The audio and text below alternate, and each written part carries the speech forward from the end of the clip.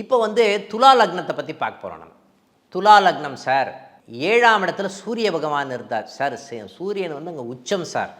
எப்படி இருக்குது அப்படின்னா, உச்சமாக இருந்தாலே பிரச்சனை தான்.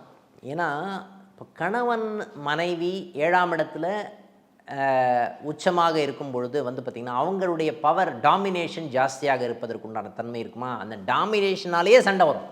ஏன் இந்த மாதிரி ஒரு கான்ட்ரவர்சி வரக்கூடிய தன்மை இருக்குது அப்படின்னு சொன்னால், இப்போ செவ்வாய் வீட்டில் சூரியன், அப்போ என்னன்னா 2 பேருக்கும் இந்த கான்ட்ரவர்சி வரக்கூடிய தன்மை இருக்கா அப்படின்னா இருக்குன்னு சொல்லலாம். அதே மாதிரி சந்திர பகவானும் அங்கே இருக்கக்கூடிய அமைப்பு 2 பேருக்கும் பார்த்திங்கன்னா அண்டர்ஸ்டாண்டிங் சம்பந்தப்பட்ட விஷயங்களே பிரச்சனையாக வருவதற்குண்டான தன்மை இருக்குமானா கண்டிப்பாக இருப்பதற்குண்டான நிகழ்வுகள் இருக்கான்னா இருக்குன்னு சொல்லலாம்.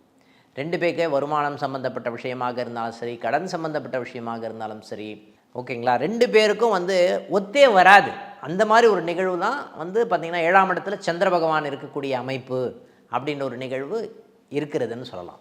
அடுத்தது செவ்வாய் 7ஆம் இடத்துல இருக்கார் சார். செவ்வாய் வீட்டில் செவ்வாயே இருக்கார்.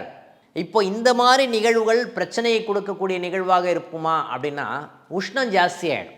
அந்த இடத்துல ஜாஸ்தியாக இருக்கும்போது என்ன பண்ணோம், செவ்வாய் வீட்டில் செவ்வாயே இருப்பார் சார், நல்லா இருக்காரா, ஏன் அதாவது ஆளுமை செலுத்தக்கூடிய சில இடத்துல சாதகமாக இருக்கும், சில இடத்துல பாதகமாக இருப்பதற்குண்டான தன்மையை கொடுக்கும்னு சொல்லலாம். இவங்க எல்லாமே திருமணமான உடனே, இப்போ ஏல்பி லக்னம் இங்கே போயிட்டுருக்கணும், திருமணமான உடனே பார்த்திங்கன்னா இடம் வாங்கிறதுக்கு உண்டான தன்மையெல்லாம் வரக்கூடிய நிகழ்வுகள்லாம் இருக்குதுன்னு சொல்லலாம்.